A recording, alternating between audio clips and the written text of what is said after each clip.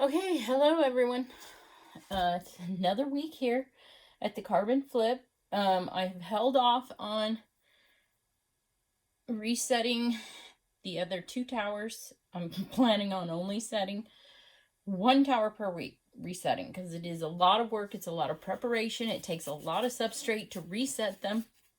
And I want to slowly add these bins to the nursery so that I don't have a huge 4 or 2 foot deep soil. So every week I want to add 2 bins to each, and that's only 8 each nursery. And then the next week that'll give them a week of foraging in those layers so then they can move their way up.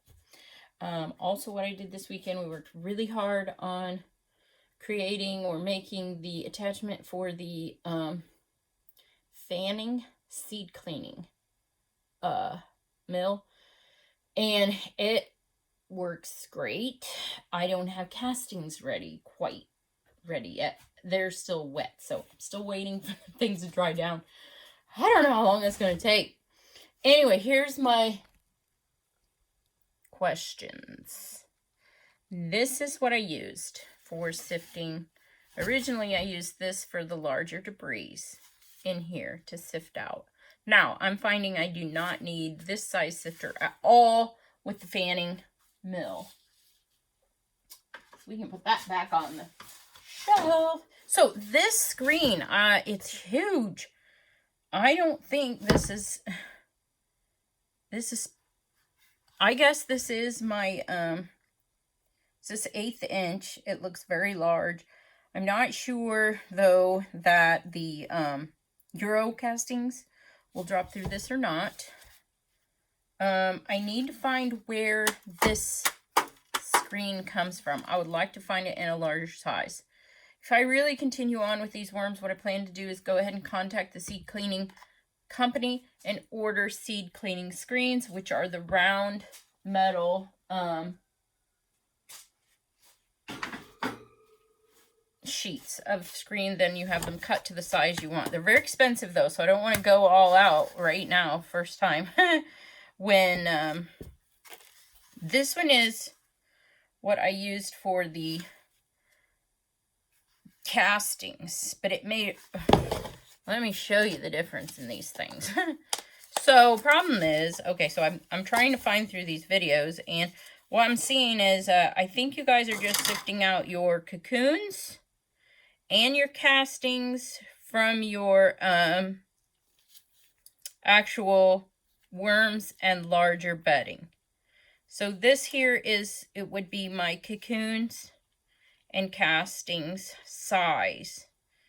And I'm not seeing too many castings in this batch on top. It was the first, those bins that I reset, I went in and checked Tower 1. Holy, I've never seen cocoons in those numbers before in my life. I'm excited about it, for sure. But let me get a plate here. I'm going to pour that on a plate so you can see better. Casting. So I think what you guys are just doing is like, now we're into the cocoons where, okay, so that's a lot drier too. So the cocoons and castings are here. So I was like, oh my gosh, but how do you guys separate those cocoons from there?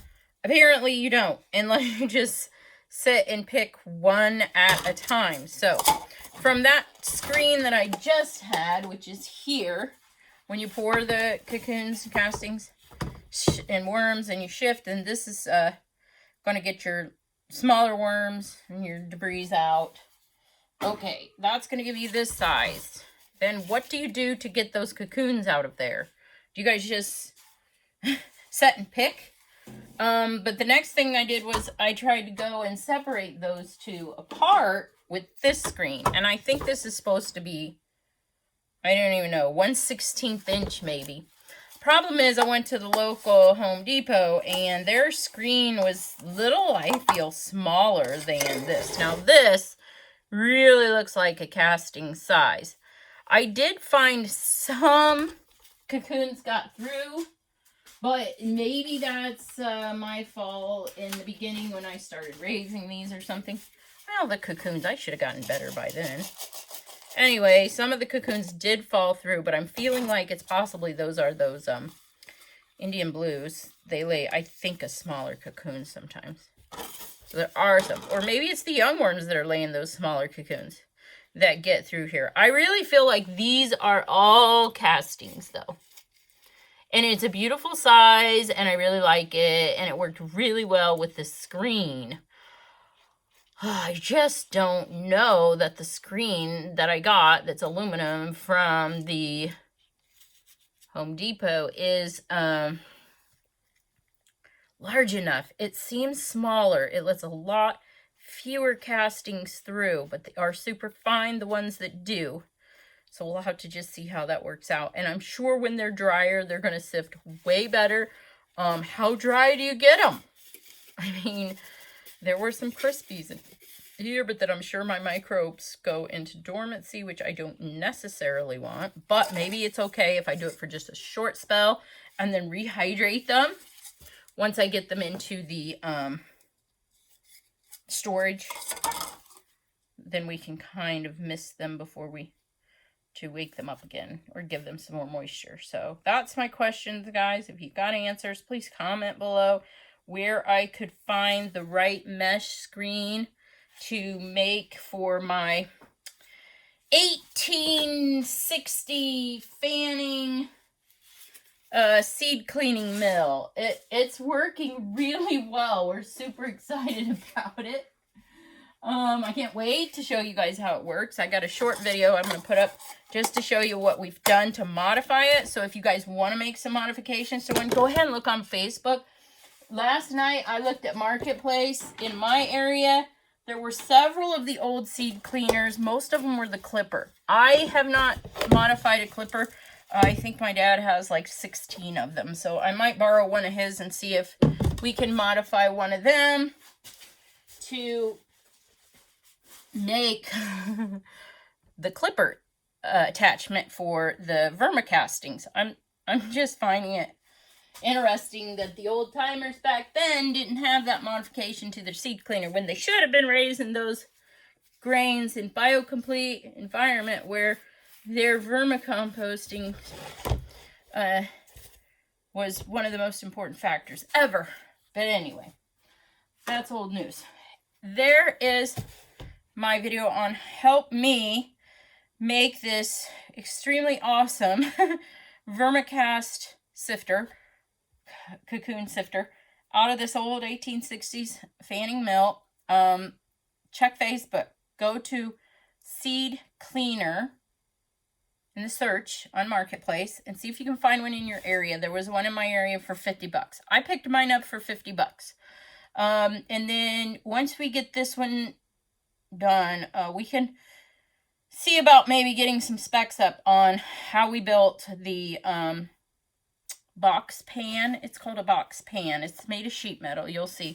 And then maybe you guys will just take those dimensions and go to your local HVAC and mechanical company. They can make that for you, or get some pieces of sheet metal made to fit to specs, and you will have a really nice, it's very large though, which I'm seeing some of the other ones are too, seed casting sifter. Now, if we went really high end, we would contact the seed cleaning company and getting the seed screens. That would be perfect. I might call them today and ask them these questions and see if they can't get those things started in that direction, now that this microbial farming is potentially going to be the future of farming. We're going to need that device. I mean, definitely. So here goes. This is our pilot project on converting the old seed cleaners to vermicompost sifters. Stay tuned, you guys. Let me know you were here hanging out with me today. Become a permanent fixture here at the Carbon Flip. Turn off your notifications so you don't get sick of me, and check back in 8 months to see how far we've come. Okay, everyone, I hope to see you in the future.